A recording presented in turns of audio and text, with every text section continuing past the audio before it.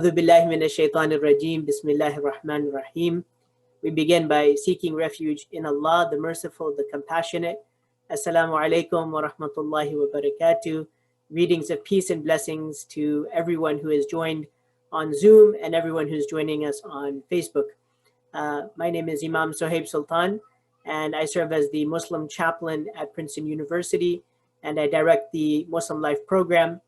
And I'm really excited today to invite you to a conversation that we are having with some awesome members of Generation Z, people who are young Muslims navigating their way in the world. And we are excited to hear about their religious lives, their religious perspectives, and their hopes and dreams for the American Muslim community and its future. Today, the conversation is highlighting people who are all connected to Princeton University. This is, after all, being hosted out of the Princeton Muslim Life community. And so we thought that it was only natural for us to draw on our best from our own backyard. And we have students who are current undergraduates, as well as alumni who are recent graduates of Princeton University. And while we tried our best to give you a diverse group, no group can ever be as diverse as we would like it to be. So I should begin with that caveat that everyone here is speaking for themselves, and there are so many perspectives. There's endless perspectives on what it means to be a Muslim of Generation Z. And so these are just some perspectives. These are conversation starters. This isn't meant to be the beginning or the end. And I acknowledge fully that this is not at all a representative sample of Generation Z, but just some really interesting people that I, as the chaplain at Princeton University, have had the blessing and the privilege to be able to engage over the last many years. And so I hope that in some ways, I'll be bringing live some of the conversations that I've been having in my office and under those famous Princeton University lampposts over the course of many years. And for all of you to think through with us what it means to honor this next generation of Muslim leaders and thinkers and shapers and makers of society, and what it means for us to learn from them, to mentor them, to honor them, to love them, to advise them. I want us to begin the conversation by just quickly introducing every single person. And so I'm just going to go straight on my screen. And if you can just, just when I spotlight you, if you can just quickly introduce yourself and what you are currently doing with your life, to the degree that you know what you're doing with your life at this moment, so we just know who we have as the panelists. So we'll start with Serene. Assalamu alaikum, everybody. My name is Serene.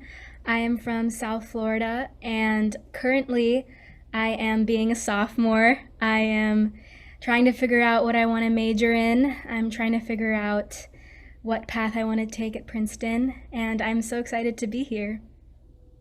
Awesome. Thank you, Serene. All right, the next person we have is Natasha. Assalamu alaikum, everyone. My name is Natasha. I graduated from Princeton in 2018, and I'm currently working at a nonprofit in New York City, though I am currently living in North Carolina, that focuses on children and families. And I hope that's going to be a hallmark of what I do for the rest of my life, working with kids and families. Beautiful. The next person we have is Sarah Khari. Assalamu alaikum, everybody. I'm Sarah. I graduated Princeton in 2016. I currently am a reporter and a producer at this podcast called Radio Lab at New York Public Radio, and I live in New York. Awesome. Thank you, Sarah. All right, and then the next person that we have is Anisa. Hi, salam everybody. My name is Anissa. I am also a class of 2018 like Natasha, and like Serene, I'm also in South Florida. I currently generally live in Philadelphia during not COVID times, and I am a management consultant with Accenture. Amazing. Thank you so much, Anisa, for joining us. And the next person we have is Nabil. Assalamu alaikum. I am a class of 2017 graduate, also currently a graduate student in the School of Public and International Affairs, inshallah graduating this coming May. I'm doing that through a program called SINSI, or the Scholars in the Nation Service Initiative. So I spent the past 2 years working in the federal government, and now I'm back for the final year of the master's program, and I'm currently in Pennsylvania. Awesome. Honored to have you, Nabil. And the next person we have is Fawaz. Assalamu alaikum, everyone. My name is Fawaz. I'm currently a junior, so class of 22 at Princeton undergrad. I'm currently majoring in computer science. Unfortunately, I'm going, not unfortunately, fortunately, alhamdulillah, I'm going to be working as a software engineering student as an intern this summer. But I've been seriously questioning again whether or not that is this exact path I want to continue to take. And I actually want to kind of pivot that into education and educational services and possibly entrepreneurship.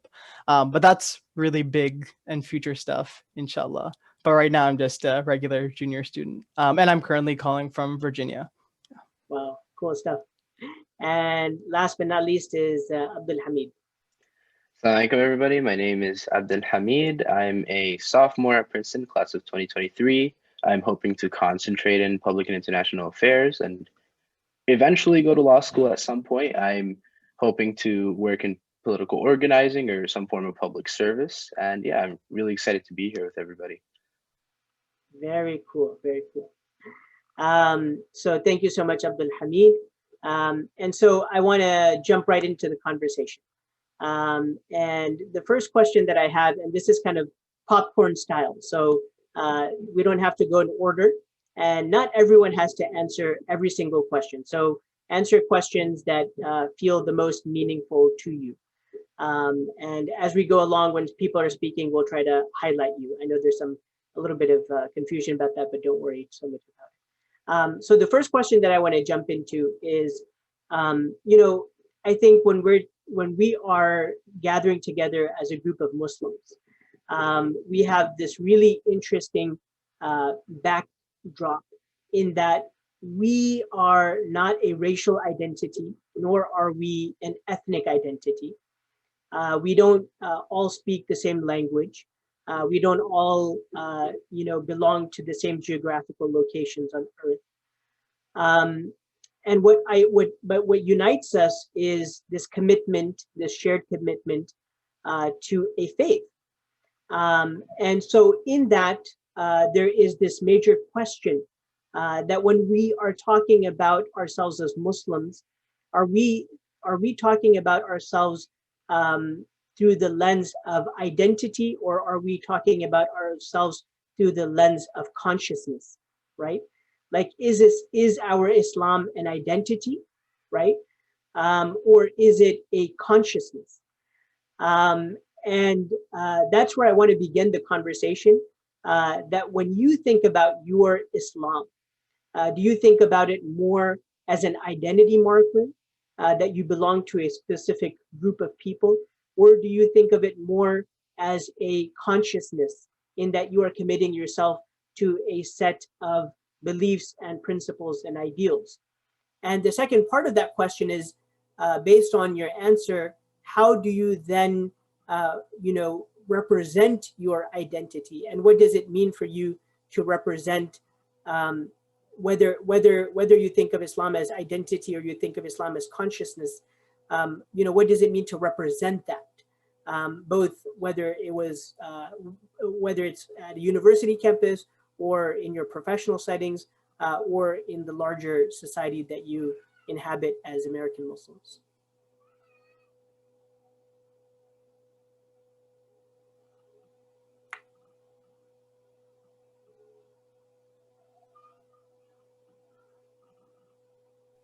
So this is Anissa. I can start answering that Great. question. Thank you. So I think for me, this is an interesting one. It's not one that I've like thought about before, like identity versus consciousness, because I do think that being Muslim is definitely a main part of my identity. I personally wear hijab, so I'm always like very aware that this is how I present to people. Right? There's obviously so much more to a person than their faith, but this is the first thing that people see, and it's probably like the main feature that sticks with them. So for me, it's definitely been a part of my identity. And I think also kind of growing up where that's a minority thing, that's also been very like salient to me. Like maybe if I grew up in a majority like Muslim country, then it wouldn't be as big of a part of my identity as it is now.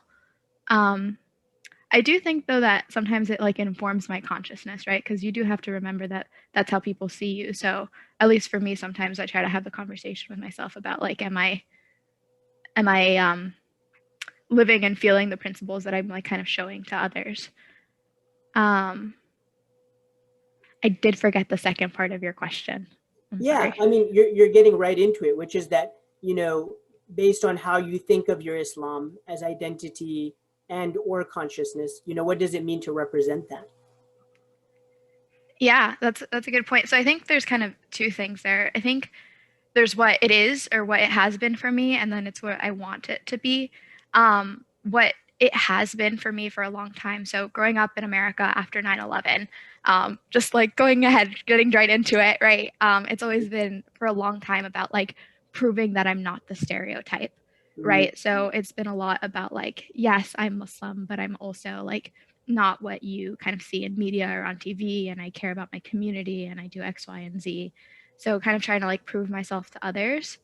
I think what I want it to be and what I aspire it to be is to be more a representation of the faith like in a positive light instead of trying to combat a negative one, right? So what do people learn about Islam once they get to know my character? I think that's what I aspire to have that become. That's really great. Thank you for starting us off and, you know, really, you know, getting right into it with the fact that you guys are the post 9/11 generation. And so that has a lot to do with how you think about your identity. Yeah.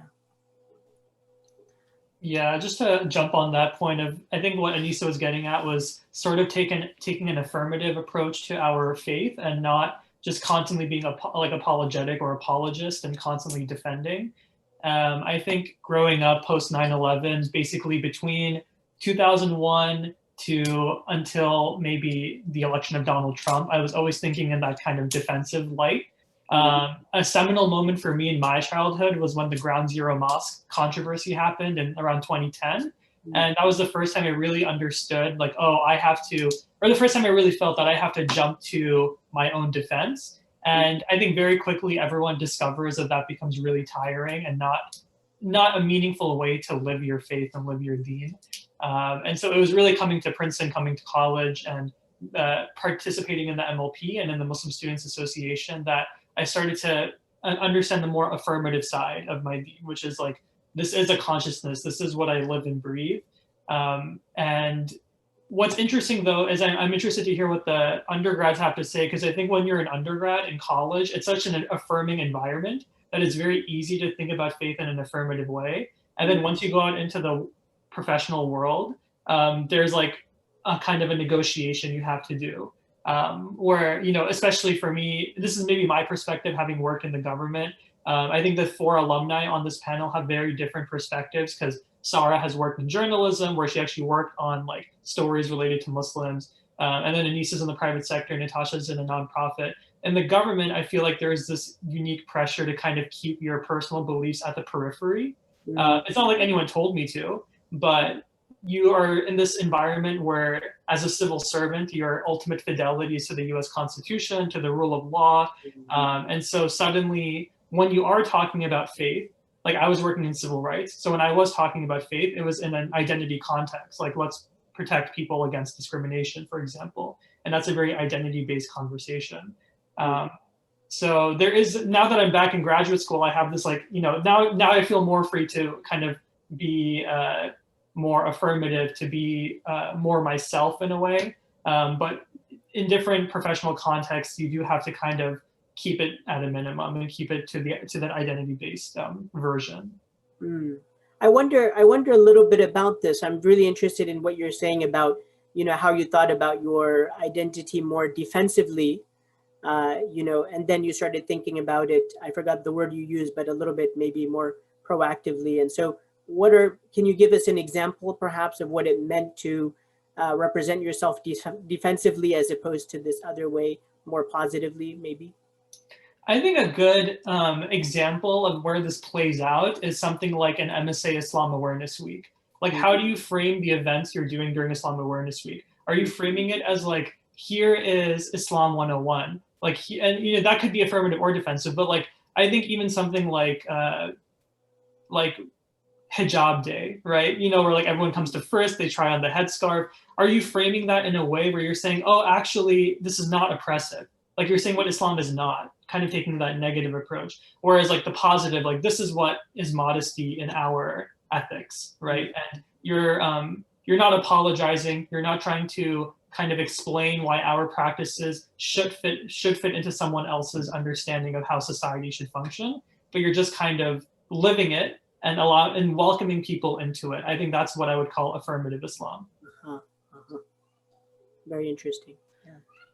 It is interesting. I feel like I have a slightly different angle on this. I think, Nabil, as you were saying, like having worked in the media also, like, and part of what you guys are saying, like, totally resonates with me, like, especially, going from Princeton, which is like this, like, incredibly affirming community, and like religious life is like really thriving on campus. And then going from that to like New York City, which is like the most secular society I've ever, I grew up in a very religious Muslim community and then went to Princeton and then came to New York, and it's like super secular in this way that I've never experienced before. And so in that environment, like, I do feel it becoming sort of a consciousness thing too. It's like, how do you navigate just a world in which like religion is not talked about or thought about, or even spirituality for that matter, all that much. And so in that sense, it feels like a consciousness thing.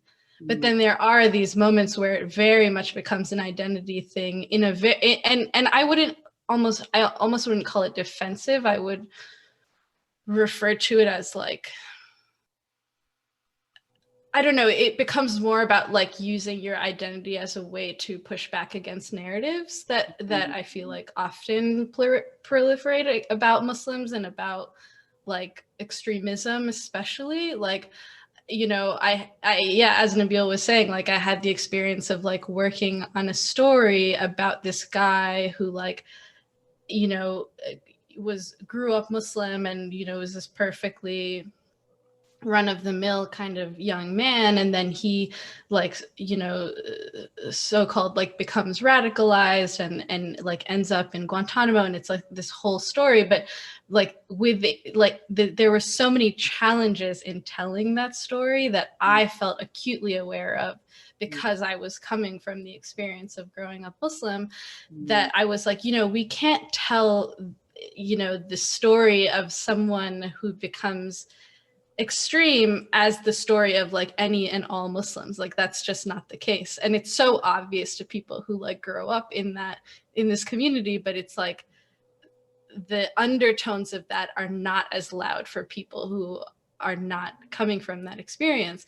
And so for me, like, I had the kind of taxing job of like being one of the few Muslims in my media organization and being like one of the few Muslims on my team, and being like, guys, like, we can't say this, or like, we have to talk about this way, or we have to think really hard about how we're going to approach the reporting in this like episode, and trying to even find like the language for that was like, it was like the biggest challenge of my adult life up until that point. I really feel that. So yeah, it sort of took a slightly different angle there. And how did it, like, looking back on it, how do you feel you did? I mean, would you do things differently? Would you approach things very similarly? Because that sounds like an incredible task that you had to play. Yeah, I feel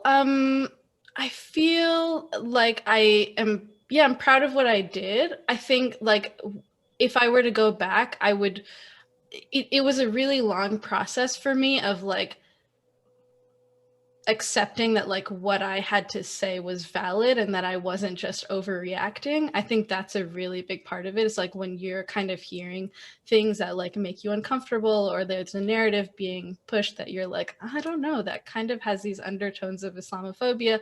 Like I definitely second guessed myself a lot.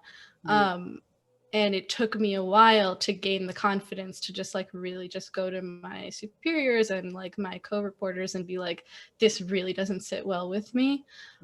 Ultimately, I think that panned out, and I feel good about what we made. But at the same time, like, I think, yeah, if I was talking to my past self, I'd just be like, it's okay. Like, you know what you're doing. Wow. Thank you so much for sharing that. Yeah, of course. Anyone else want to jump in on this? I think my experience still feels a little bit underdeveloped compared to the alumni here, but growing up, I always felt as though my Muslim identity always morphed with the context of the situation I was in. So I felt as though I had a responsibility to use super neutral language and express my faith in a super neutral way. And I think I still do this because it's just become a part of who I am. But it came from a place of when you use words like Allah and then you like call yourself Muslim, it automatically just makes people see you in a certain way. So I remember that in high school, I would always get people showing me like news articles of crimes against women in Muslim countries or just like barbaric acts, and they just ask me to explain it as if I have the answer. And I think that's what caused me to back away from like being completely from using Muslim language and being like, I believe in God, and like looking to find common ground between believers as opposed to being like super Muslim and pushing that terminology like down and like owning my identity. I tried to get people to relate to me on a values level and things that we had in common, like believing in God, believing in one God, also believing in Jesus, peace be upon him. And it came from a place of defensiveness, but then for me it grew into a place where I feel as though the best way to express my Muslim identity is to first create a common ground, and then as somebody gets to know me, maybe like introduce them to things that I find super personal. And I guess that's how like my more specific Muslim identity plays into my life. Like whenever I talk to other Muslims, it's the same ideals of like believing in God, believing in the Prophet, peace be upon him, and all of those values. But then when I talk to Muslims, those things just have a specific name. And then when I talk to non-Muslims, those things become a lot more general. And it did come from a place of discomfort. And I still experience that discomfort, and I don't know if it's because of the remnants of the Islamophobia that I've experienced, or if it's just because I like being more neutral. I still don't know that yet, but it's been coming from a place where there wasn't as much diversity to Princeton, where the religious community is very robust, has been a really eye-opening experience for me. And I've only been here for a year, so I haven't absorbed all that there is to offer, but I'm excited to see how my identity transforms here. It's really interesting what you were saying, because there's just in your story that you shared so far, there's just so much about how, this from identity to consciousness almost, right? Because, you experience what it means to have what, among sociologists, they coined this term for minorities, the burden of representation, right? Having to explain why people who look like you do things, right? And then from there having to develop this language of consciousness around shared values and shared beliefs and things like that. So that's really, really interesting. Before we continue the conversation, Fawaz or Abdul Hamid, do you want to jump in with any insights? You're welcome to, you don't have to. Yeah, sure, Fawaz, unless you want to go. I did resonate with a lot of what everyone has said so far about, expressions of religious identity, but I think it's also important specifically in academics or in class, for example, it has served as sort of an empowering thing to be Muslim at times. It could be reduced, in the media or otherwise as, simply just an ethnic community all around the world, that has problematic, parts of it, which I don't agree with at all, but that's how it's represented. But I think more than that, it's a rich tradition of, 1400 years full of knowledge and people that really did change the way we understand the world and the way, we can grow ourselves through the knowledge that's provided to us in the Quran and otherwise. And I think being able to be there in class and offer that unique perspective of, I'm Muslim, but also I learned from Black Muslims during the civil rights movement. I learned from Muslims in Indonesia, when they're trying to establish a decolonial movement. I learned from Muslims in Algeria, and that really challenges common notions of Islam as this very backward old religion that has nothing new to offer, when in reality a lot of the crises we face today, perhaps people should be looking outside of the bubble of US centric analysis of certain issues. Maybe Islam can provide some answers that are otherwise neglected when it comes to things like climate change, or when it comes to questions of private property, or when it comes to questions of food sovereignty, etc. Wow, that's really, you've taken us to a whole other place, and I want to loop back to this in just a moment. And I want to ask you, Abdul Hamid, I hope you don't mind me sharing this about you. Maybe you would have shared it eventually about yourself, but that most of your education, from what I understand, has been, in the Islamic school system, similar to actually, I think probably the only other panelist on here who has that experience is Sarah. And so how does the Islamic school experience shape your own sense of representation of identity and consciousness in society? Do you think that the Islamic school had much to do with that? Oh, absolutely. I mean, it's actually really funny. Coming into college, for me, being Muslim, I think I expressed it a bit too much coming from Islamic school, because that was, something I always just had to bring into conversation when people are talking about their high school lives and what they did in high school. For me, it was like, yeah, most, if not all, my friends were Muslim.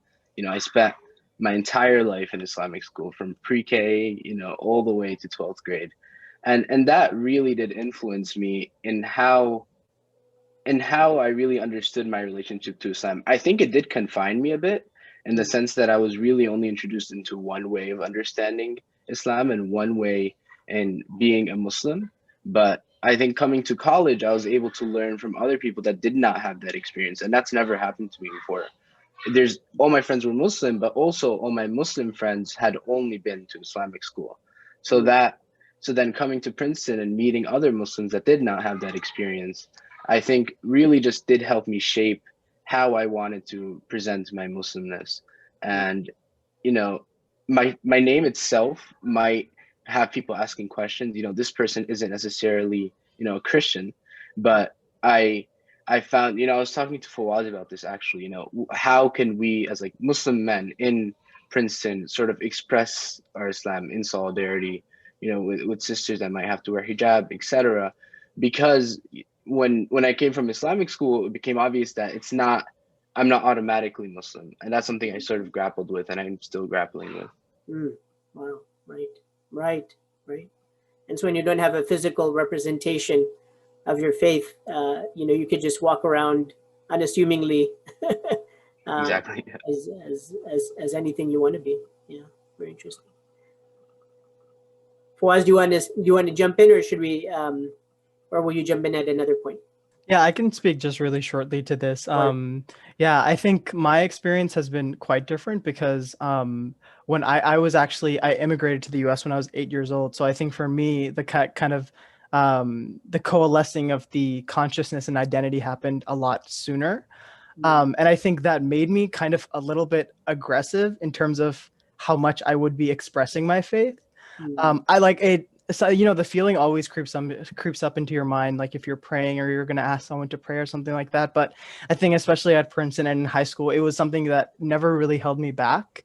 There have been so many times, literally while I've had my hallway, what in Princeton is called your Z group, like 7 or 8 of them in my room hanging out. I'm like, yo, guys, it's prayer time. Let's pause the show. And I literally pray 5 feet away from them, like in the room while they're all sitting and talking. And experiences like that, I mean, and this is just like one kind of instance of that, but kind of, you know, various experiences of having kind of open and public faith, like kind of even not shying when you're kind of telling your story or people are asking about your life, to just be like totally open about why you're not doing something.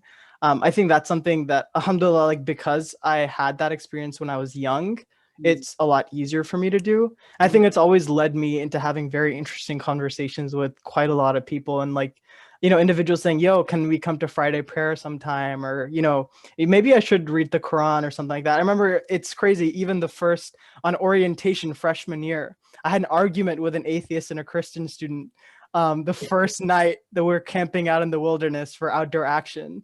I mean, it was just like crazy bizarre to think about now, but I think that's been a bit of a, I think, slightly different experience that I've had, that I know me and Hamid have talked quite a lot about, as he was saying. Yeah. And so it's very interesting to me that you, you know, in sharing your experiences, and thank you so much for sharing that. It sounds, you know, I want to hear more about that at some point. But you know, you identified that confidence that you kind of had, or that comfort level that you have in kind of being like, yo, it's time for me to pray.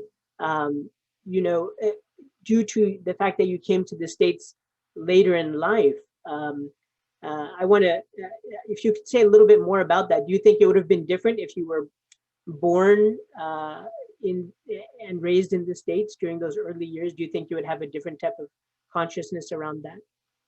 Yeah, I definitely think I would have, because I think from the beginning, I had this sense that I was different, and I was different because I was Muslim. And I needed to know how that made me different. And I became really confident talking about that. I still remember in elementary school, whenever I would meet a Muslim kid or a kid with a Muslim sounding name, I would like pounce. Like I'd be like in front of everyone. I'd be like, "Oh my God, yo, me and you're a Muslim," like in front of everyone. And I remember this Muslim kid or this Muslim girl who's been living here their whole life. They'd be like, "Yo, like relax." Like it's not that big of a deal.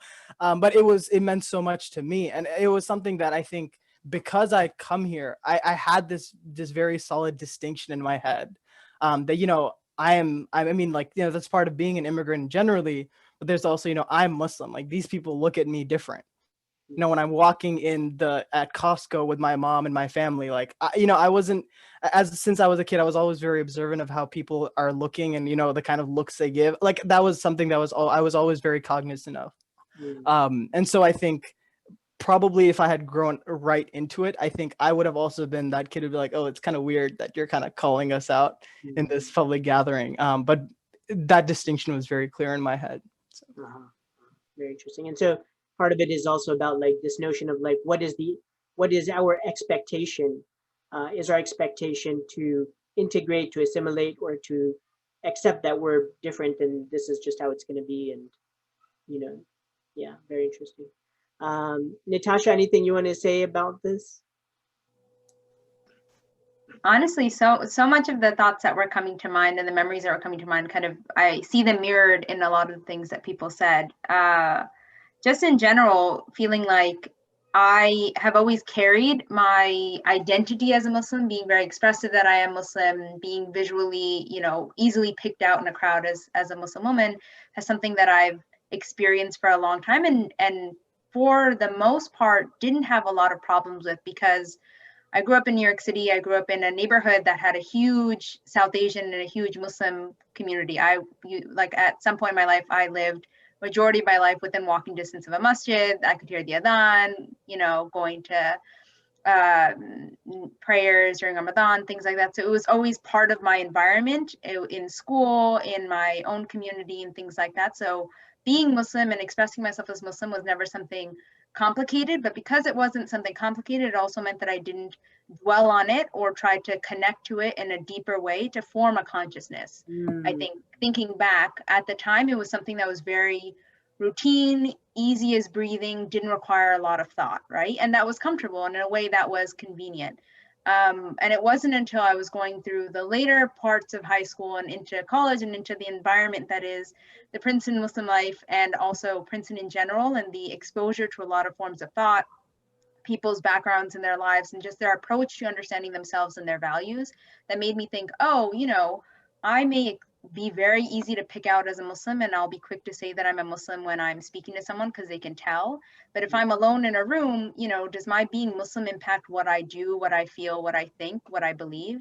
You know, does it inform who I am outside of, you know, the external, outside of the influences and the support system of a community that reinforces those behaviors and those beliefs of mine, right?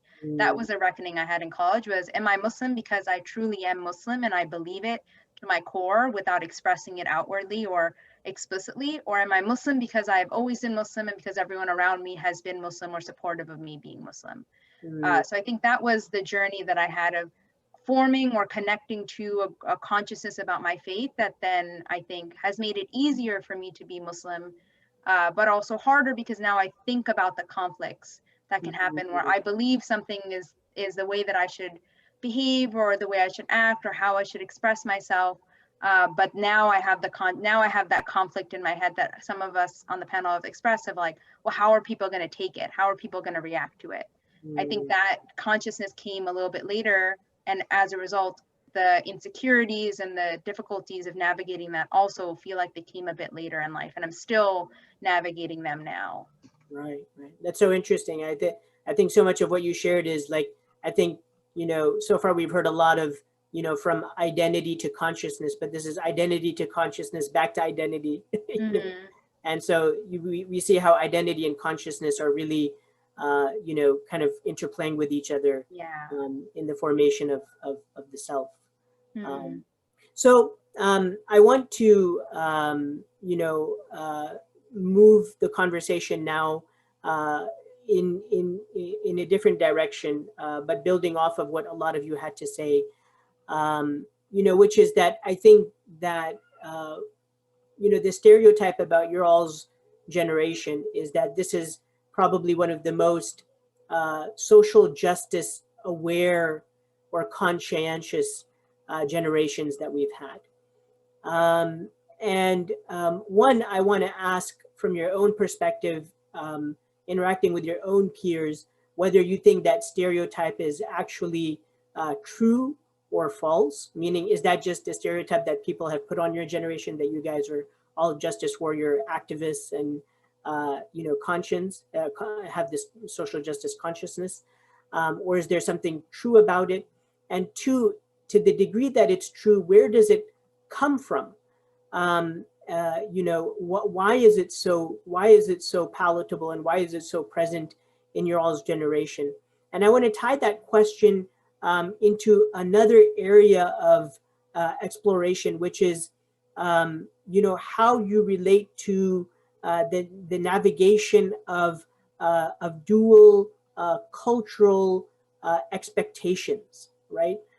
So just about, I think everyone that we've assembled on this particular panel comes from a heritage where their parents are from another nation who have immigrated to the United States.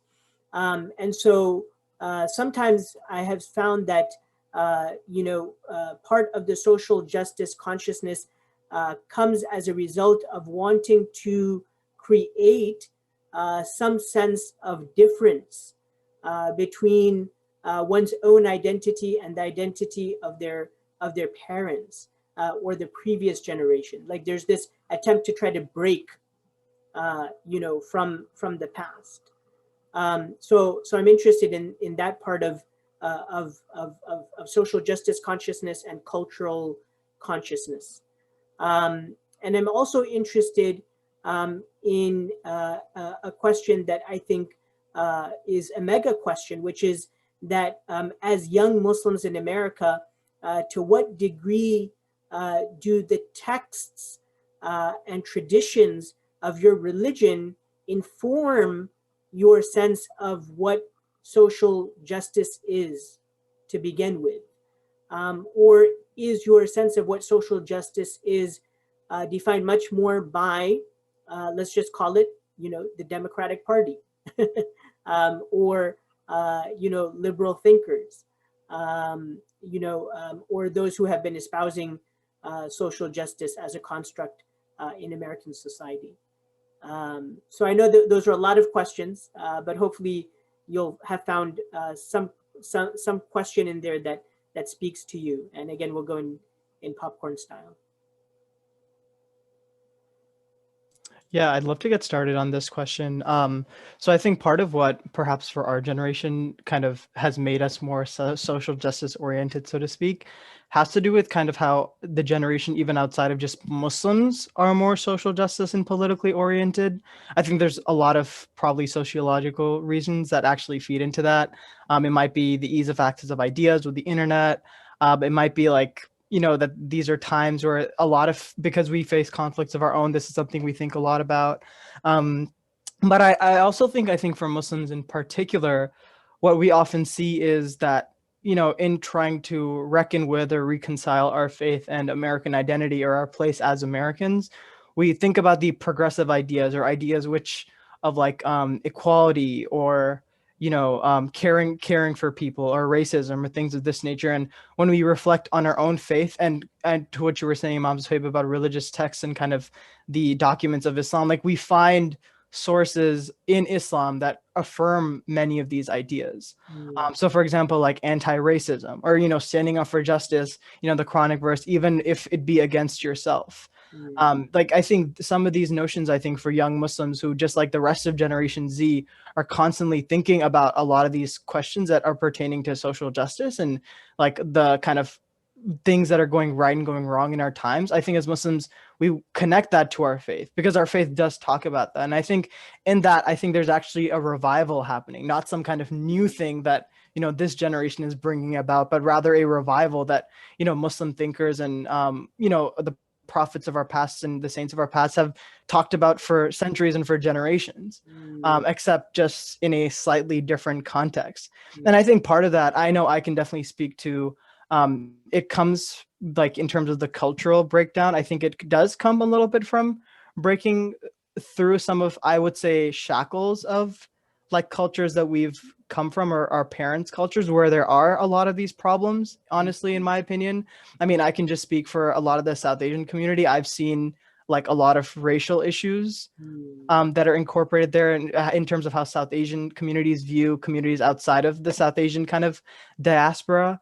And that's a problem. That's not something, and when as a Muslim you see these original texts that say, actually this isn't just some liberal progressive American Western idea, this is really like this is an Islamic idea that we should uphold. And so I think that is part of how people also break through some of the cultural shackles. And I think that, like, in terms of anti-racism, that's just one example of that. And I'd love to hear other people's thoughts on kind of the culture kind of breaking through as well as social justice stuff. Yeah, very cool. So I think for me, what it seems like drives a lot of social justice, like in our generation, is really just empathy, right? Like we just have access to so much more not just information, but people's stories. And it's so hard not to care about social justice issues when they impact people you care about. So it's like, I just think of like kind of like a flippant example, right? But like on TikTok, you see people like showing videos of what their day is like as like a deaf person. And that's something that I, as a hearing person, have never thought of before. But then you start to care about accessibility because you start to understand like this is what people like. It just makes more sense, I think. And I think that's what drives a lot of it. I have never really thought about the question of like how does having an immigrant background kind of inform that. I think for me it might actually drive it a little bit more. So my personal background is my father's from Tunisia, my mom's from Cuba, I grew up in Miami, so there's like a lot of different cultures happening here. And then by virtue of that, you kind of have to put yourself in these different mindsets, right? So you have to I know a little bit of what it's like to grow up as an Arab person and what it's like to grow up as like a Hispanic person. I'm not going to claim that I know everything about everybody's experience doing that, but you switch your different, like you're able to see things from different points of view. And I think for that, and then like also you get to see, I think, a bit more of like what the struggles of your parents and your communities have been like. And it's hard to be able to witness that and not want to make things better for other people. I think also there's like a lot of things that people say about like being keyboard warriors and people's activism like ending at the computer. But I think it's a little bit of the opposite of that, right? Like we're lucky to have so much technology and interconnectedness that we are able to get involved easily, right? Like especially like in times of now when we actually have to be physically distant. But I think it actually helps us become more aware and more active having all of these tools. So I think that's really what speaks to me. It's like, why is our generation so social justice minded? It's that one, we have kind of the tools to act upon it, and then two, the empathy of having such a like diverse awareness that we care about it. Do you sometimes find that that access to people's stories is overwhelming? You know, I never have, I don't think. I think it just kind of informs you a little bit, because I think also in everybody's story, there's something you can relate to. You can understand that it's not something that you'll ever experience, but there's aspects of it to make you think of the baseline human emotions. Those are things that you want to feel or you don't want to feel when you see somebody facing an injustice. So I personally don't think it's ever been overwhelming for me. Yeah, great. So interesting. Thank you so much. Yeah, Imam say, like jumping back to your very first question about whether, you know, we agree that this stereotype is like fitting. I'm not sure if it is like that. Our generation is uniquely oriented towards social justice. I mean, speaking specifically about, you know, the Muslim community, I think this struggle against and this resistance has existed for generations that we can't even count. You know, we shouldn't really, I think maybe our generation does do this. We do discount the work of our ancestors and how that might have informed the present. I mean, just thinking about Black Muslim resistance in America, this has started from like the very start of America's colonization and has shaped everything we know to the present. When we think about, you know, fights against surveillance in the 60s and again after 9/11, this allows us to at least feel a bit more comfortable organizing in the present.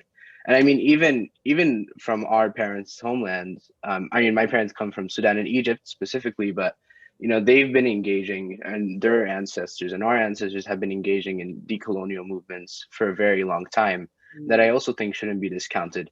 I think maybe this narrative might have been placed specifically in our community because like in the immediate, you know, aftermath of 9/11, perhaps our parents' generation was sort of, you know, suppressed. You know, they didn't necessarily have the capacity or the ability to come to this new land and immediately start trying to change it.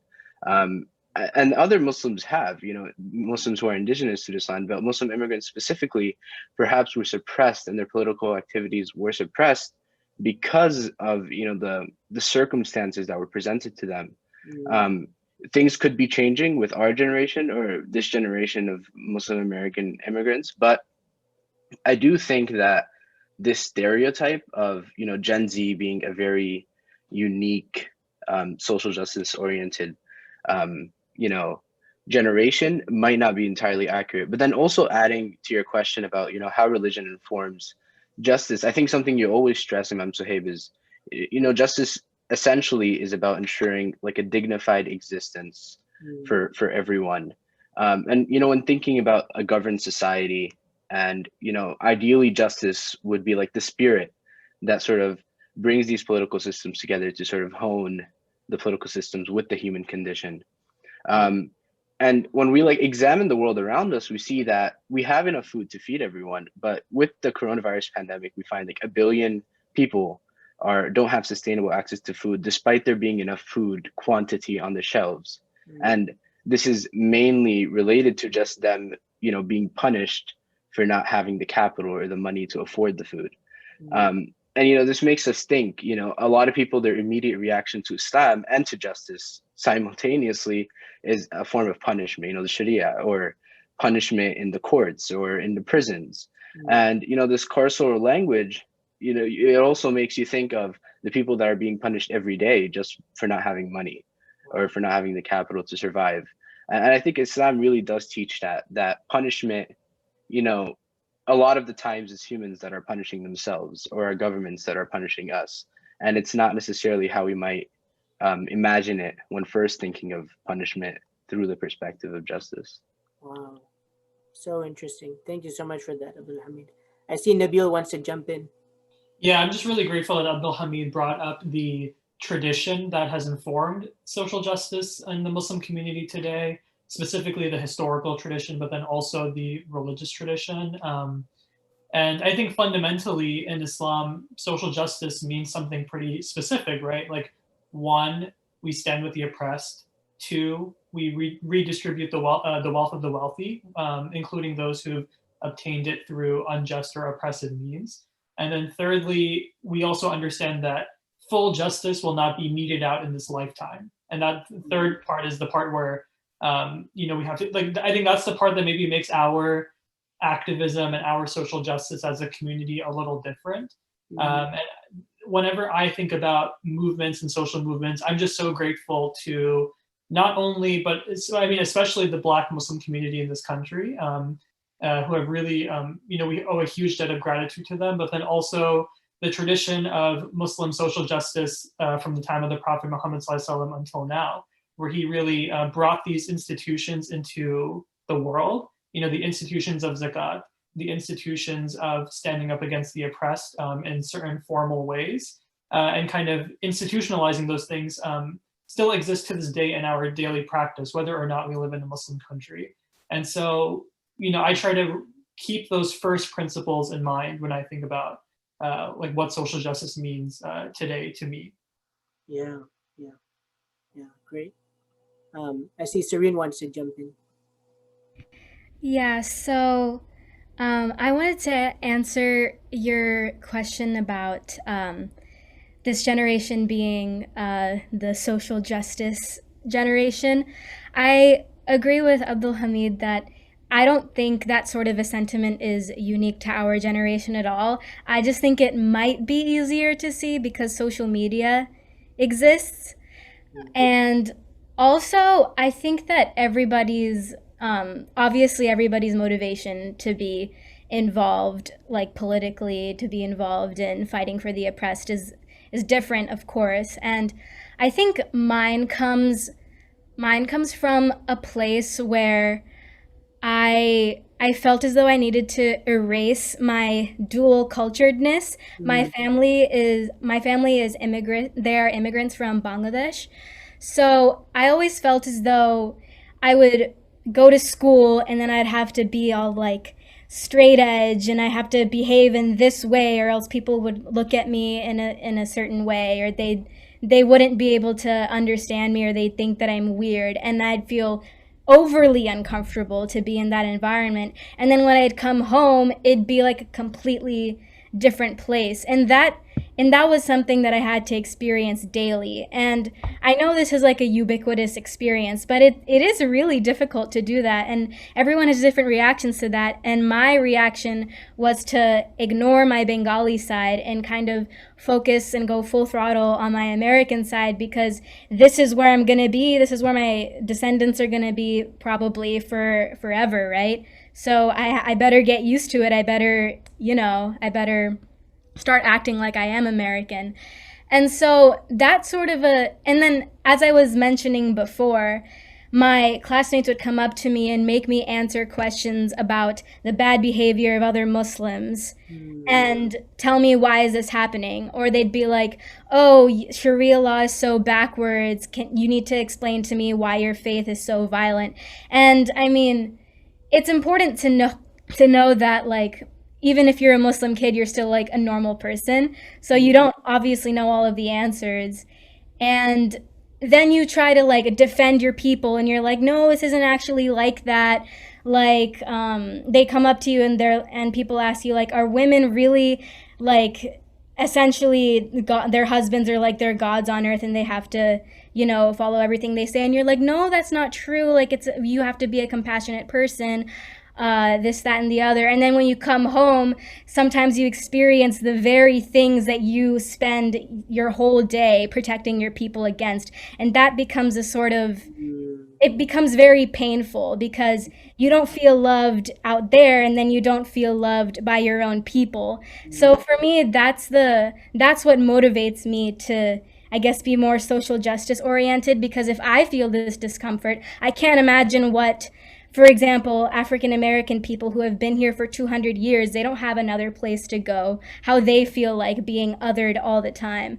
So it does create a sort of sense of empathy. And to answer your question about text, I've had a difficult relationship with text because whenever I try to become more knowledgeable about my Islam, I always seem to stumble upon texts that make me highly uncomfortable, that I feel don't resonate with me. And they don't resonate with a lot of the other women that I talk to. And it sometimes feels as though your autonomy is being questioned sometimes.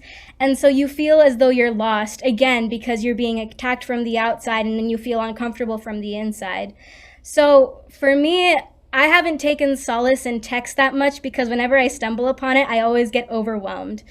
So I take solace in people who understand me, who understand that, like, Islam isn't just a sort of all these sunnahs that you follow and then you do them blindly, even if they make you feel bad, that they take into account your discomforts. They empathize with that, and you get to live Islam in a way that feels comfortable for you, and you just get to live that experience for yourself.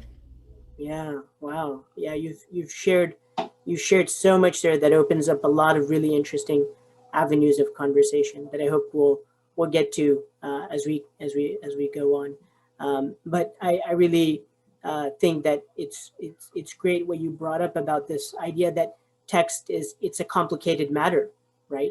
When we think about Islam and social justice, it's not always in the direction of positivity. There can also be a lot of questions that come up about Islam's commitment to our current, at least let's say, liberal understandings of social justice. And that's kind of what I was getting at in my question as well, which is that, what informs our sense of what is social justice, right? And in what ways do texts and Islamic traditions challenge some of the maybe more liberal notions of what social justice is all about? So yeah, I'm happy that you brought that up. I see Natasha wanted to jump in. Yeah, and Serene, I really appreciate you sharing your perspective on how it feels to be almost defending or trying to find a form of justice and fairness and truth on the outside and on the inside, and feeling those things be in constant conflict. When I think about maybe the reason why, this generation, even I feel like I'm on the tail end of Gen Z, so it's hard for me to say what all of Gen Z feels, but at least what I feel is that when we're looking at the context of our immigrant parents or immigrant generations around us, whether that's our parents, grandparents, extended family, and even the communities that we're in, is that a lot of the conversations and approaches to life are about survival. It's about finding just a comfortable space to pitch your tent and live and be happy to a certain allotted amount that you should say is acceptable, and beyond that, you can't ask for more, right? And to some extent that is beautiful, and finding contentment through struggle and resilience and things like that. But I think over time, as each generation is born and is growing in a place that makes them feel like they're in either one or the other, but are stuck straddling the in-between, is a feeling of not wanting to just survive, not wanting to just have the bare minimum and to feel that's sufficient, but instead to feel as if this is a space that you have a sense of ownership, pride, and responsibility to see become something better than what it is currently, right? You don't just want that if we're talking about in the US, you don't just want to be accepted by the American society, but you want to be a force of change and improvement of society. meaning you take responsibility for it, you take ownership of it, you see its values, you see its criticisms, and you want something better, right? So I think the mindset has changed from like survival to wanting to heal the traumas of our past generations, wanting to heal the difficulties and the divisions that exist, and to build.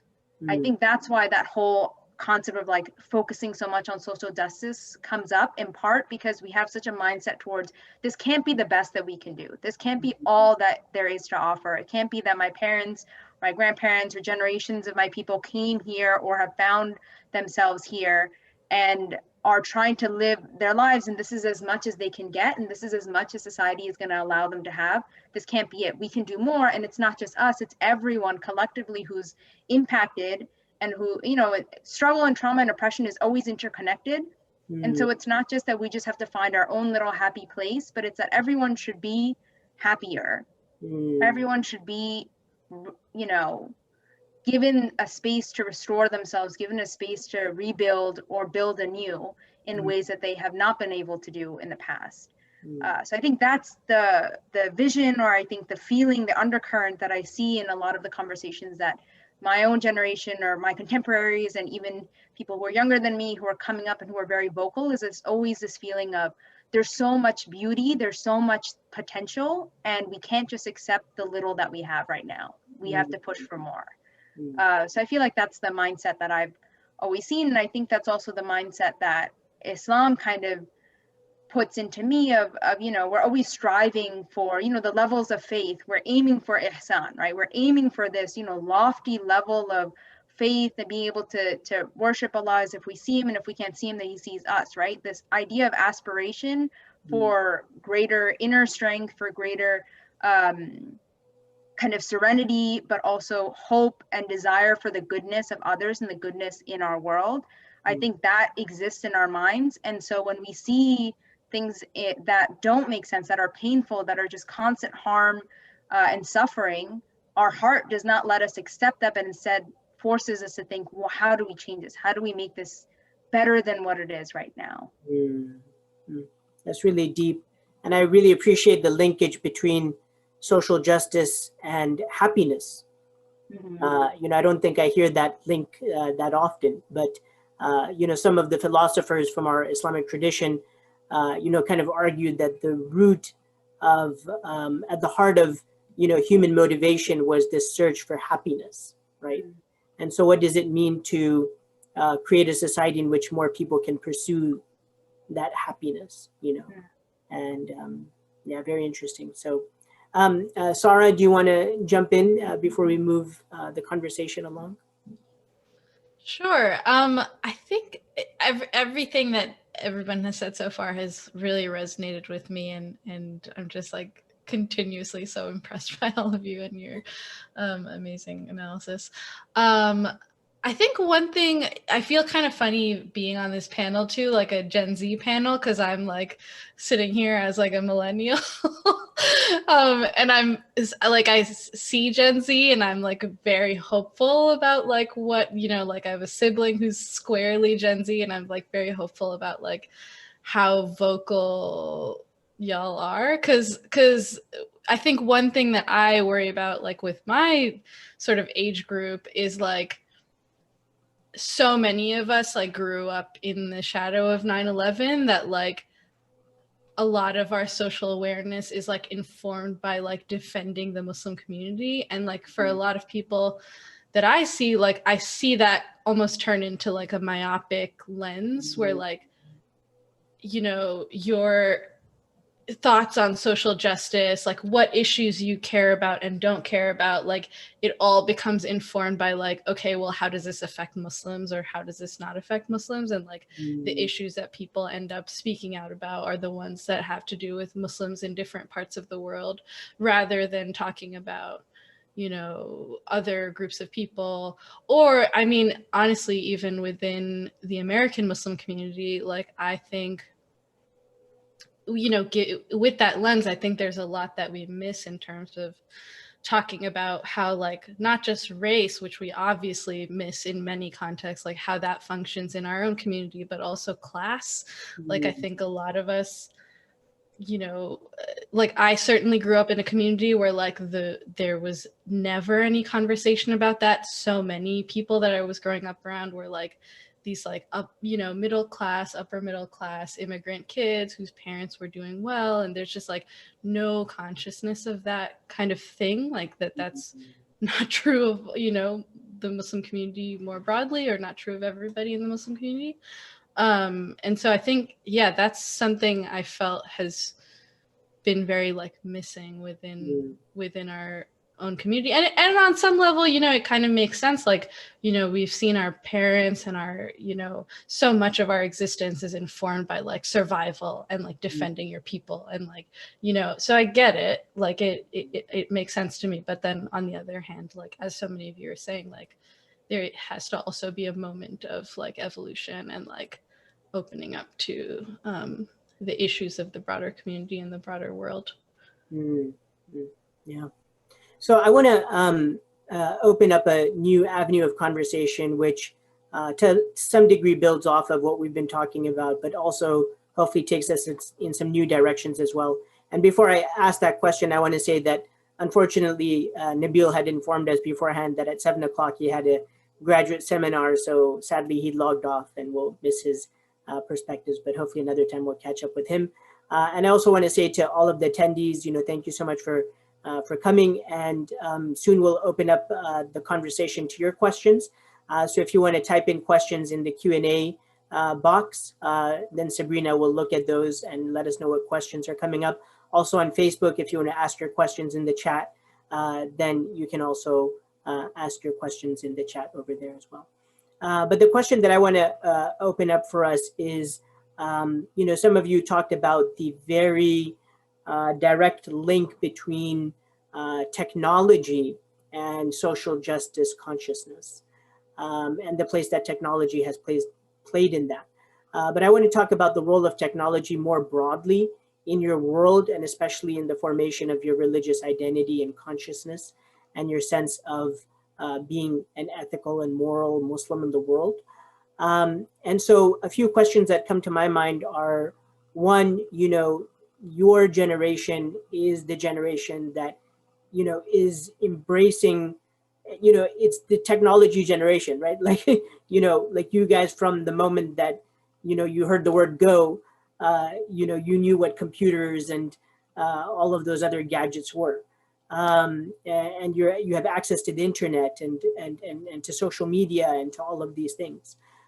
And of course, that's only increasing over time. And so as you think about the place of technology, one of the stereotypes about your generation is that you all don't have real world relationships, quote unquote. And when I say these are stereotypes, I really mean, because that's not been my experience of interacting and enjoying my time with Generation Z. But these are stereotypes that, the relationships are all virtual. People know how to talk to each other behind the screen, but they don't know how to talk to each other in real life. So whatever those stereotypes might be, the question is really, how do you yourselves balance this relationship between the virtual world and technology and real life community and encounters, especially in the age of COVID? We're all virtual. This is all happening virtually right now. Probably if it wasn't COVID, I would have invited you all to, be on a panel in person, in one of the classrooms at Princeton, right? So that's one question, is that how are you navigating the tensions between the virtual world and the in-person world? Do you sometimes wish that there were more in-person encounters? In what ways has technology enriched that? In what ways has technology taken away from that? But then I'm also really interested in the place of technology in your religious intellectual development in particular. I think that religious education, over the course of centuries, has always been formed from people to people, sitting in physical proximity to one another. And now suddenly technology has really changed that. Nowadays, so much of Islamic education for a lot of individuals is, clicking on one YouTube video after another. And it's really interesting how YouTube curates its suggestions, right? Because you might be listening to somebody on one end of the Islamic thought spectrum, and YouTube now suggests that you listen to somebody on the completely other end of the Islamic thought spectrum. And to some degree, people are clicking from one YouTube video to the next on the same subject, not realizing that these people are coming from different traditions within Islam. And so, I wonder if some of you can share your challenges as well as your experiences, your sense of blessing, if you like, about the place of technology in your religious, educational, intellectual growth. Where do you go for questions, right? Nowadays, back in the day, if you had a question, like, Serene was talking about this idea that you look at text and you're like, oh my God, I don't know how to make sense of this. Back in the day, either you keep that to yourself or you talk to your family member about it, or you talk to the local imam or some person that the family introduces as a religious wise guy, right? But now oftentimes people go to chat groups, and see what different people on the different chat groups have to say about these questions.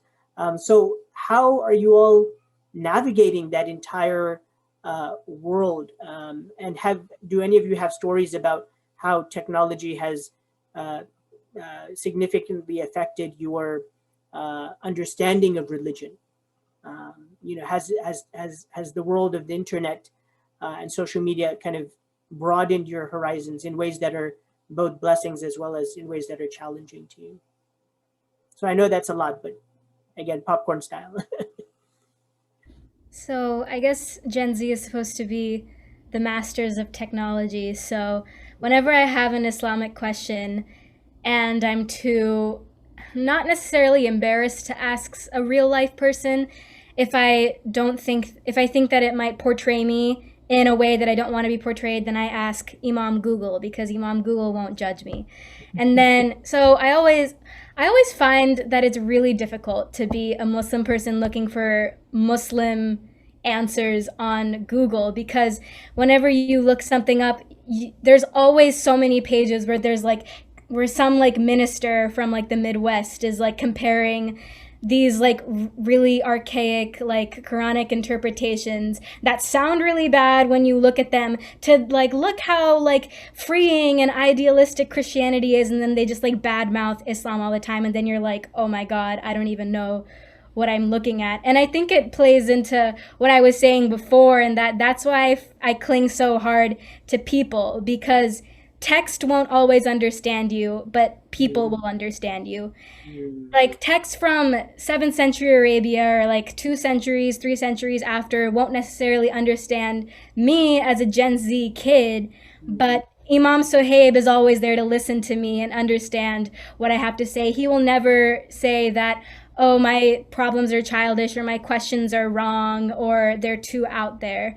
So yeah, I think that even though Gen Z is really well versed with technology and we know how it works and it's a part of us, there's no replacing people. There's no replacing people smiling at you. There's no replacing comforting tones. There's no even though this is the age of Zoom University, I'm so hungry to just go back to real life interactions with people, because nothing beats that. So don't worry, it won't go away. We're not going to turn into a robot society.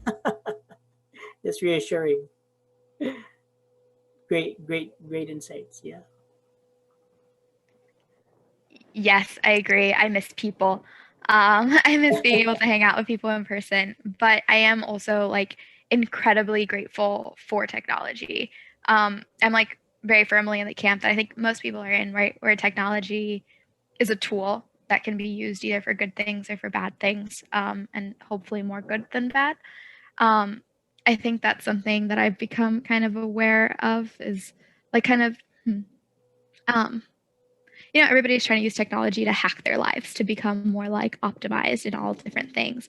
And I love that there's a lot of resources to do that with your own spirituality and religion, right? So something even as basic as getting like reminders from Muslim Pro telling you that it's time to pray or to open your Quran. Like, I need that because I'm not going to remember. Well, hopefully I would, but you know, it's easier when somebody is reminding you. So I'm really grateful for how technology has kind of influenced my spirituality that way. It puts it at my fingertips. It reminds me all the time. And then I think in terms of community, again, I do miss being in person, but I think COVID has kind of also made me very grateful for how I can maintain community online. And it's also introduced me to new communities. So in the sense that I love being able to keep up with my friends online, on phone calls, on whatever it is. But it's also been really cool to be able to find out that there's a whole like wider group of people that have the same experiences as me, and it's not something that I'm going through individually. I'll be very transparent. What I'm thinking of is like Muslim American TikTok. And so you see like these videos of people doing things and you're like, oh, I thought I was the only one who had to deal with this. And so I think it's like really helped me feel a sense of community and solidarity in a maybe in some realms that I would have felt isolated in before. Awesome. Yeah, just to echo that, I think technology, like one of the big benefits is that it's an entry point to so much. And I appreciate, Siri, what you said about like you never lose the personal piece and the value of people being there with you.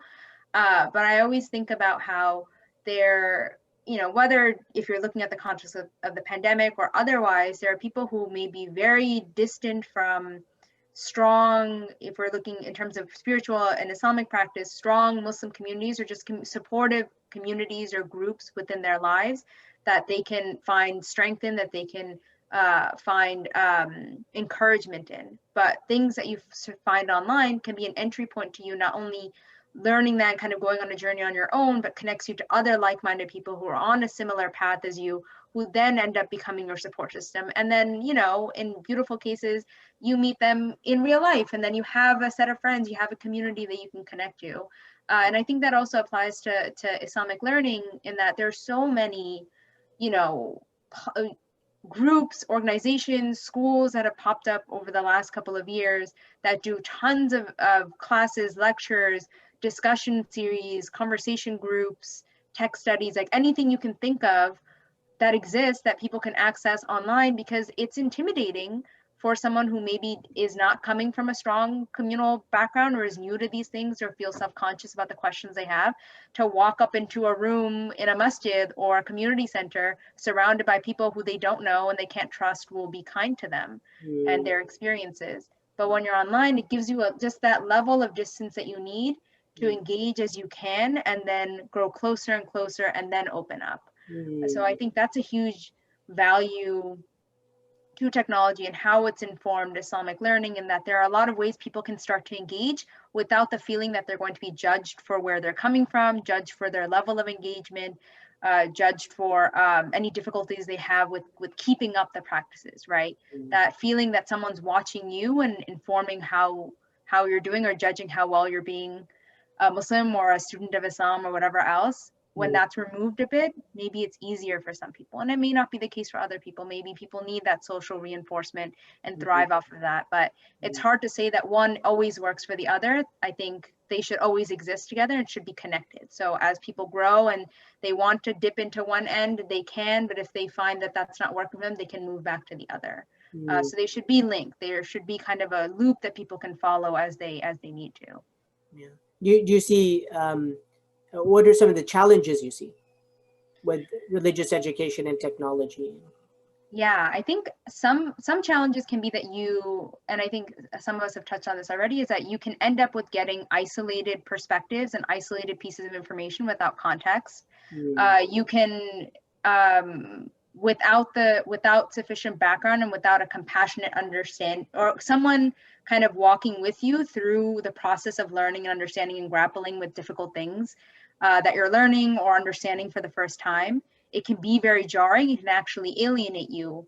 But there's no, kind of safety net or contingency for those sorts of situations, right? If someone were to watch a lecture and they're confused and they feel like this has just invalidated their entire way of living and they don't know what to do, right? The video and whoever posted the video does not know that the viewer experienced that, and so that person can spiral and have a very difficult time afterwards, and no one's there to support them, right? No one sees that and then decides, hold on, let's take a step back, let's talk about this, let's ease into this, maybe this wasn't the right thing to start with, right?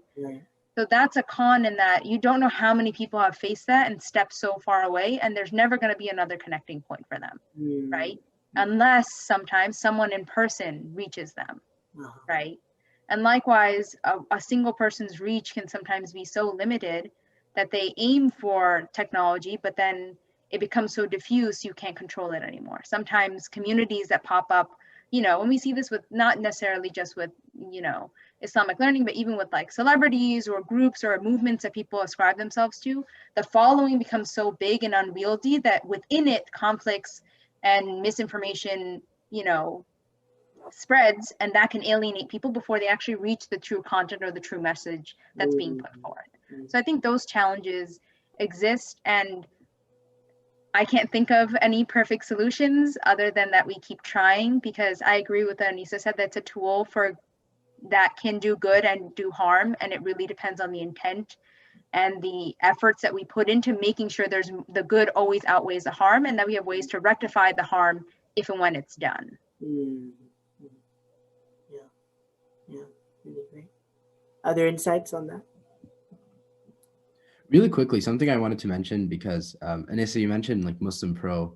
It might be tangentially related to the topic, but I mean, like this article came out, I think like yesterday or pretty recently, saying how, you know, Muslim Pro was selling, you know, Muslim data to the U.S. military, and that caught a lot of people by surprise. And it also just, you know, it scared a lot of people. It's like, which apps, Muslim apps, supposedly Muslim created. It turns out this wasn't created by a Muslim, but yeah, supposedly Muslim created apps are, you know, there to help us and which aren't. But then it also raises an even bigger question, I think, about how can we, you know, people who are studying technology, for example, or someone like Fawaz is like a software developer, work on, you know, creating virtual sacred spaces that aren't, you know, damaging to the Muslim community. And I think that's a very difficult task, but it makes me question, you know, who in our community is qualified to lead in these like spiritual discussions once the next generation, you know, once it's our turn. And that really made me think. I mean, we do have these videos, but now that I'm thinking about it, we have most of the videos I listen to are people that are like 50 and 60 years old. But then there are those youth scholars or those youth that are uploading, you know, knowledge that's beneficial to us navigating our relationship to Islam is something that really, I think we're going to need to confront. But yeah, I really just wanted to bring that up because, you know, it also just made me think, you know, which app should I download, which shouldn't, and, you know, what can Muslims do to create their own apps going forward to help them master Islam or learn more about Islam. Right.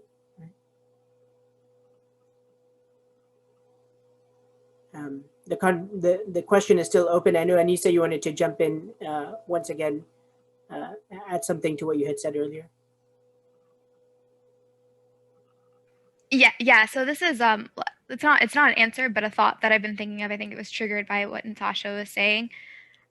Is that in Islam particularly, there's such a rich history of like scholarly discussion and debate, and people that have spent their whole lives thinking about these issues and debating them and writing their opinions on it. And I guess something that I am kind of aware of, like when I do my own kind of research into this, is like, how do and then I think that's also where like the person aspect becomes important. It's really hard for somebody to kind of synthesize that by themselves without any of that context. You know, and I think that's something that we do have to kind of think about as future generations become more like looking to technology for answers, is how do we make it so that we can incorporate history into that, so that things aren't being kind of studied in silos. That's it. Yeah. Very interesting. So looking at the time, you know, I wanted to ask one question before we open it up to the audience, which is that if you can each share, you know, a little bit about the relationship between your personal aspirations for what sort of impact your generation can make in the world, and the vocations and the professions that you are choosing to engage in. I think research shows that Generation Z is very conscientious about the type of work that it's doing, and very thoughtful about its professional life, and the impact that its professions are making on the world. And so, what are some of your aspirations or dreams on how your generation is going to make an impact on the American Muslim community and on the larger society? And in what ways do your vocations and your professions align with that? Or is there, or is there sometimes conflict between the two?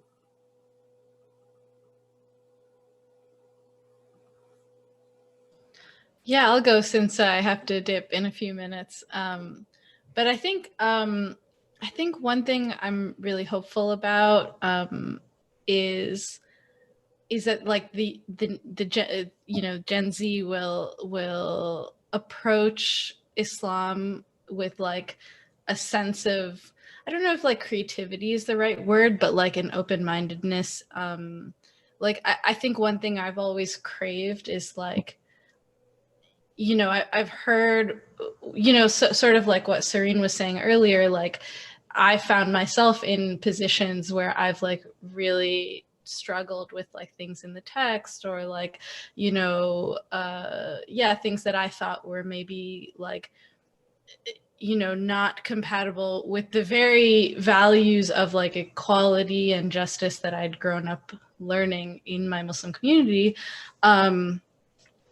Things that people around me were expressing, like really struggling with that, and then not finding too many people that were like trying to really reconcile the two. Like I feel like I've,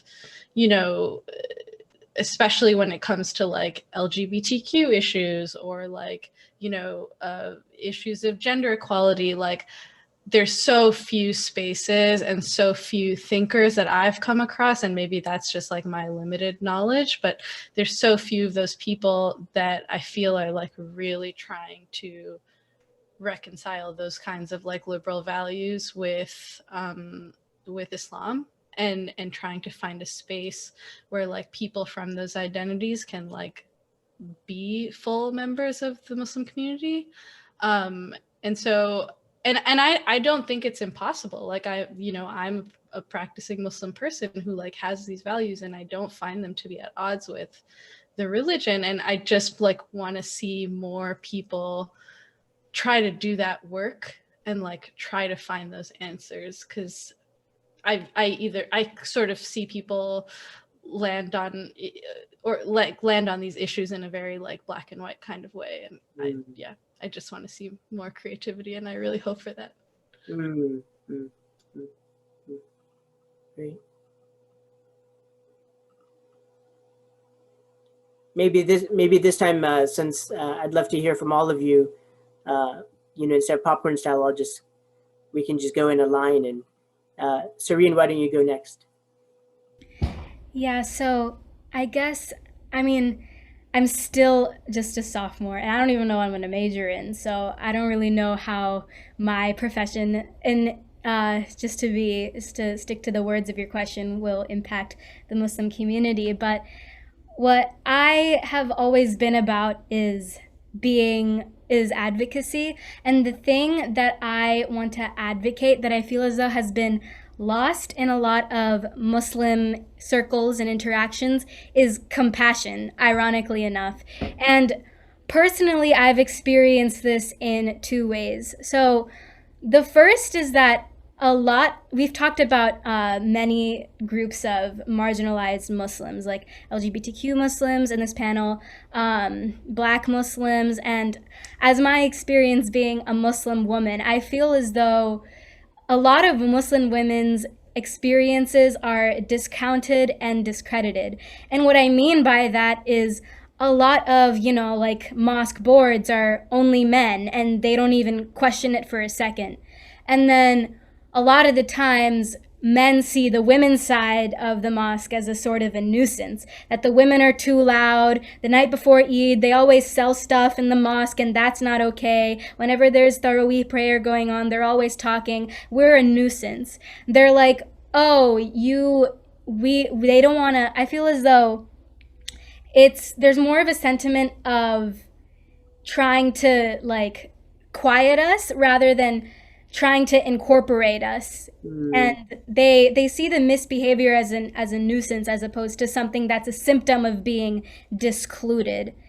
And what I mean by discounting our experience is that a lot of Muslim women, in my experience and in other experiences of other Muslim women that I've talked to, like we've been talking about, they come across texts such as the hadith that the Prophet, peace be upon him, said that any nation that's led by a woman is bound to fail. And then, I mean, personally, I read that hadith and I have a visceral reaction to it. It's sad. It makes you sad. It makes many other Muslim women I know very sad. And then when we go to higher ups, we go to male imams about it, they're like, oh, it was meant in this context. It was supposed to be meant this way. You're not supposed to feel that way. As opposed to recognizing our hurt feelings and empathizing with that and validifying that, saying that it's okay that we feel this way and that there's other avenues for us to discuss our issues and feel better about us being Muslim, rather than just having to accept that being Muslim women, we're just going to not be okay with some things and that's how we're supposed to live with it. And the second thing that I hope to see compassion in the Muslim youth fix is there's a sort of nature where when there's a discourse of Islamic knowledge, it's always like, what is this person's rights over you and what rights do you have over them? And it becomes this, it can really quickly turn into this sort of oppressive conversation of what power do I have over you? What power do you have over me? Whereas I feel like Islam needs to go back to the basics and we need to talk about compassion and the values rather than like, what do you owe somebody? What does somebody owe you? So that's what I'm very hopeful to see in the future. Wow. Yeah. Thank you so much for sharing. Natasha, you're next. So thinking about my own aspirations and what I hope to see in the up and coming Muslim community and Muslim Americans and young Muslims who are finding themselves and navigating what it means to be Muslim, is really a hope that there is a sense of joy in being Muslim. A joy in the traditions that led to where you are, and it's not joy that's completely uncomplicated, right? I think you can find joy in what exists and find joy in the potential that exists for something to improve, right? So I would want to see people when they're looking, even if it's career aspirations, just aspirations for themselves and individuals, is to look for that joy, look for what's going to continuously give them a sense of meaning and is going to continuously motivate them to improve as people, to improve as members of a society and members of a larger humanity. And so when, like, for example, picking professions, to not feel like they are bound to certain specific options, or bound to, if they choose something that they find a lot of joy in, but knowing that, them carrying their Muslim faith might make it harder for them, and to let that be a deterrent. But instead, being able to push through and being able to find support from other people, either within that field or contemporaries who have experiences similar but for different reasons, who can support them. It doesn't have to be that only a Muslim can support another Muslim, but Muslims are human beings who carry values that a lot of people share, and these are values that we should be proud of and find joy in embodying to the best of our ability in any way, shape, or form. So those are kind of the aspirations. I want to see this generation of Muslims very, very happy and proud to be Muslim, to not have that same kind of fear and cloud over their heads of feeling conscious of how they're going to be judged, but instead having an eye towards, if I embody it to the best of my ability and find joy in it, then that joy is going to be reflected outward, and that's going to become hopefully a source of joy for other people that I'm around, right? And I feel like that was the practice of the Prophet in any space that he was in, any interaction that he was with people, they felt so loved, they felt so valued, they felt as if they were the most important person in the room. I want every Muslim to feel that way when they're talking to one another, and other people talking to us to feel that way when they're interacting with us. So that's what I would say would be some of my biggest aspirations. Beautiful, beautiful. Abdul Hamid. Yeah, I think you both shared a lot of aspirations, and I'm trying to figure out if I have any unique ones. But I think there are a few. So first and foremost, I do want our generation to work towards creating, this more accountable and more equitable sacred space that's anti-racist, anti-sexist, egalitarian. But then also to make it easier for Muslims growing up in the West to grapple with these questions that I myself, and I'm sure a lot of you have been navigating. And I want it to, just like you just said, Natasha, to be able to feel dignified as a Muslim American in the West, to feel proud in who you are, in your heritage, in your ancestry. I'm also afraid because I do know that there are segments of our generation that are extremely reactionary with their understanding of Islam that aren't going to make it completely easy, to establish these ideals of, egalitarianism and equity in our spaces. I just want to be able to, find common ground and be able to really get to the root of things, like you said, Serene, and, establish Islam in America and continue to establish Islam in America, building off of the work that's been done for, centuries, in a way that's really, uplifting the values of the deen, but then also working in solidarity with struggles and resistance that's happening across the United States. I think something that a lot of Muslim immigrants should be acknowledging, and I think we should acknowledge as a community, is that we've come here, even though we are immigrating from lands that are not necessarily the most welcome and have been torn apart, for example, we are coming to live on stolen land, and we are in some sense colonizers. And to be able to really understand, the indigenous struggle in America and how it relates to other struggles abroad that we might relate to. And I know it might not sound as a very important thing, but I think it's the most essential thing for us to ground ourselves in this framework as, we go along with establishing a home for Muslims in America, or a better home for Muslims in America, to really understand we don't need to give into the narrative of, the American dream or American exceptionalism to do that. We don't need to do that.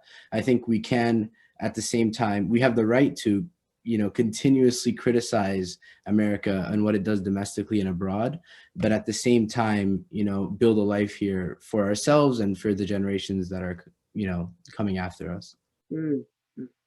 Fantastic, fantastic. Fawaz? Yeah, so I think similar to Hamid, like mashallah, like I agree with a lot of what I think everyone has said so far. I think at least like vocationally, something that I've thought is kind of crossed my mind a lot is when I've seen in like academia or the professional world, a lot of people that like high up there, or even like in like a job I'll work at, I'll see like a manager or something like that that has a Muslim name, or I kind of would think that is a Muslim person, kind of the like thinking back to what I said about when I came here, I would see a Muslim person like, oh my God, it's a Muslim person. And and so part of that I think kind of still exists in me when I see people online or when I see these figures. And something that always kind of makes me sad is when these figures that are like really doing kind of incredible work or are really deep in an industry are, I'm like, oh my, excited. I'm like, oh, maybe this person's like a Muslim and whatnot. And oftentimes the person's like, oh yeah, I was born Muslim, or I was raised in a Muslim family, but I'm not really like in the faith or something like that. And it seems like, and what I felt like is a lot of times the only people that seem to be proud of their faith and were also really into professional work were somehow very directly linked to some Islamic organization or some kind of like Islamic knowledge or something of that nature. And so I think, for me, vocationally, what that means is, as I was talking about, being possibly an entrepreneur, like a software developer, and trying to do really good in those things, while at the same time, being someone who does have the pride. And who knows, maybe in the future, if like some wide-eyed kid sees me as like, oh my God, like, is this Muslim, like they can actually see that, yes, like I am Muslim and I do care about my faith and I do have that confidence. Because I just feel like sometimes I felt like a lack of that. And so, everyone I do see, for example, I know I was just like looking at the participants list, and I know Professor Chan Malik is here. Like when I see academics and, when I see Muslim professors and Muslim professionals who are doing like incredible work and they're amazing speakers or they're really good at what they do, and they speak with confidence about their faith, and they're still looking out and trying to get knowledge. Like I feel like that inspires me so much, and I feel like I want to, in whatever work I do, I want to continue that. And when thinking about the next generation, I think something that I feel like I see a lot is and I think it's an interesting question you were saying about Imam Suhaib on kind of, I think in a prior question, like where our values come from. I think a lot of times I see Muslims, and I think to some extent it's a natural thing. It's a natural thing for any human being, not just a Muslim, that they will kind of judge things that happen in their life or what is right and what is wrong based on the morality that they have been taught and grown up around. And I feel like Muslims very, very frequently judge the entirety of Islam through the American lens, or the way their value system works is that and I think, like I said, I think it's very natural, but I think too much, like I feel like I see too often where they kind of take the pieces of Islam that seem to match with them, and then they're willing to put aside things that they're not comfortable with. So I think there, to one limit, there's, everyone is at different levels of faith, right? There might be things that I know I should be doing that I don't do, and I know that they're wrong. But I think a lot of times I've come across young Muslims who are almost rejectionist about certain things. I think what was said earlier, I think Sarah said this, is about reconciliation. I 100% agree with that. I think that's so important to do the work of trying to, find common ground and like make the two ends meet. But I think a lot of Muslims don't even attempt that. The moment they see like some kind of apparent like incompatibility, they're willing to put Islam aside because they're viewing Islam through the lens of a liberal worldview rather than the other way around, which once again I think is natural, but I hope is like for the future generations, like Muslims can have that kind of pride, and also they're grounded in their faith and not grounded in something else looking at their faith. And I think this can apply to many things. And obviously people think that people kind of like to talk about this in the social issues context, but I really mean this in a much more broadly. And even like when it comes to representation, I think something that Dr. Matson said in a recent MSA event, which I've thought a lot about, is Muslims say they want to represent, they're the representative, or they're the ambassador of Islam. And I think far too often that makes people want to appear to be good Muslims.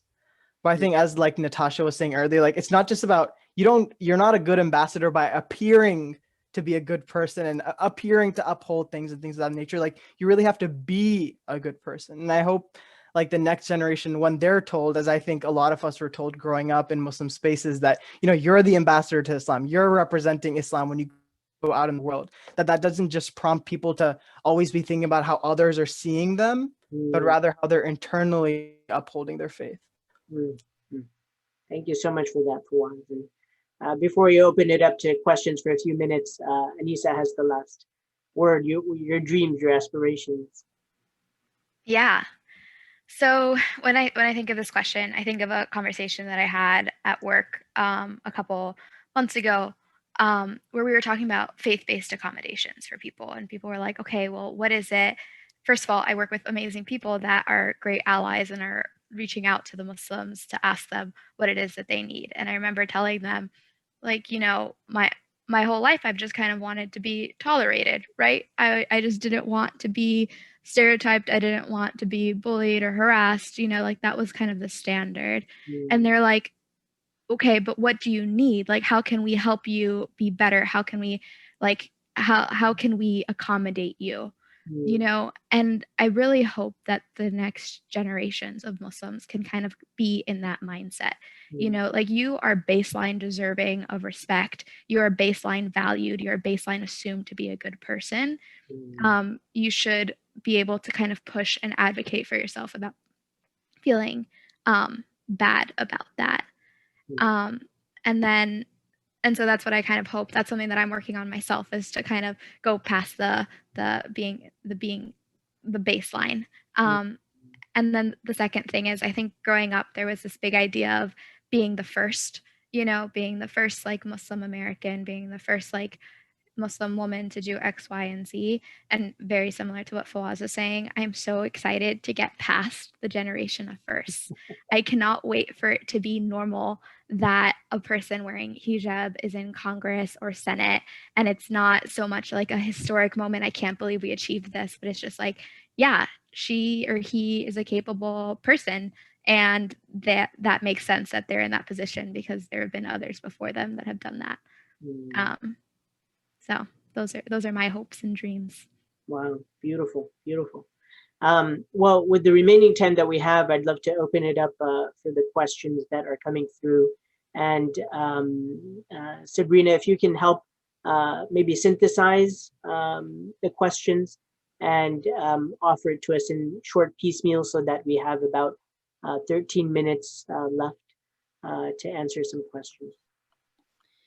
Sure. So thank you all the brilliant panelists for your thoughtful reflections. So there is one question that's related to what you all were just talking about that I thought we could start off with it, which is, what do you think is the most pressing issues impacting the U.S. Muslim communities, both internally and externally?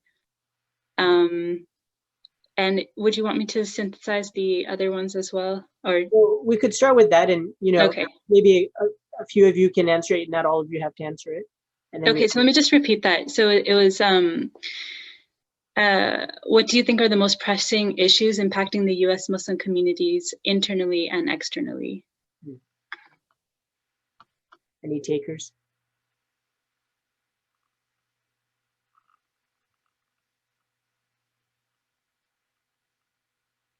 I can try to answer this question. So, in my opinion, the most important issue impacting Muslims internally is how to relate to our faith in a Western context. And even that sort of semantics is tricky, because Islam is a Western religion. But what I mean is, how do we relate to our Islam without having it first be informed by our perspectives of growing up in a majority Christian nation, growing up in the United States. And I think the way we do this is, like what I said before, really looking at Islam through compassion first. And I understand the sort of fear of like understanding Islam through the aspects that affirm your own liberal like perspectives first. But I think the tendency to do that comes from trying to include people, because if we just have Muslims that are so uncomfortable with being Muslims and so uncomfortable with the responses they receive of, oh, this is how Islam is, come to Islam as Islam is, and they feel as though that Islam won't Muslim communities won't adapt to them, won't accept them as they are, then they're going to leave. And if you have Muslims that don't feel comfortable with being part of the American Muslim community, then we're nothing. So I think that before we get into upholding like Islamic values and practices and traditions, which are extremely important, I think what's imperative is that we focus on what people need, and listening to each other with an open ear and trying to make that person feel welcomed, because nothing is more important than making a fellow Muslim person feel as though they want to be Muslim too. And externally is harder for me to say, because I feel so involved in the American Muslim community. I love the American Muslim community. I'm all in. And I feel as though maybe some of my perceptions of external Muslim communities might be formulated from stereotypes, which definitely affect us as well. So yeah, that's what I have to say.